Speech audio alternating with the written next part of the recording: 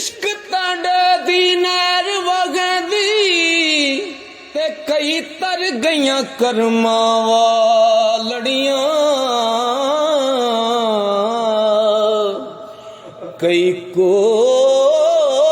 जड़ियां लंघ पार गईयां अते रोवण शक्लां वालड़ियां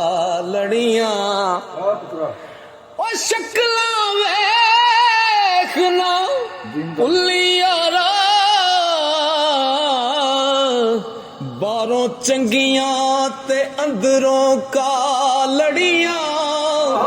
गुलाम फरीदा यार फरीद जे इश्क दी बाल वाले होए बावालियां दे मथे लालड़ियां।